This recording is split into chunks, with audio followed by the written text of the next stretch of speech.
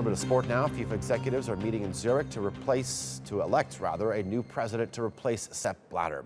The extraordinary Congress was called after Blatter stood down following the arrest of several FIFA officials back in May last year.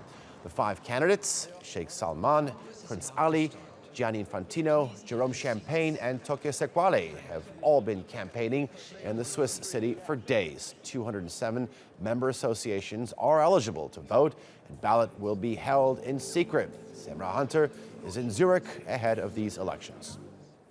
The FIFA Congress started just moments ago on what is perhaps the biggest day in the history of FIFA. It's the first time in 18 years we'll be seeing a new president elected amidst corruption scandals. And that said, it's going to be a very long day. We'll be starting with this Congress where the associations will be voting on reforms. Now, FIFA has urged strongly that the associations over the past few days do pass these reforms, as they need to change the organization from the inside out.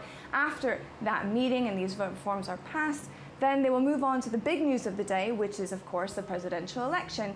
So let me break it down for you and how this is going to happen. There are 207 delegates that will be voting for a candidate. There are 5 candidates voting for this spot for the first time in history. It would be 209. However, 2 delegates from Kuwait and Indonesia will not be allowed to vote due to governmental interference. So there will start with a first ballot. That said, there will be you need to have 2/3 majority vote for a candidate to win, which is the equivalent of 138 votes. It does look like it will go to Sheikh Salman. However, Gianni Infantino is a very strong contender going up against Sheikh Salman and could take it to a second ballot, in which case a candidate would need at least 51% of the votes of a majority vote in order to win. However, if for whatever reason that doesn't happen, then the candidate with the least amount of votes will be dropped from the ballot. It will go to a third ballot, and so on and so forth until a candidate is eventually elected. Now, as I said, this is going to be a very long day indeed, but we will be here throughout the day bringing you all the updates as it happens from here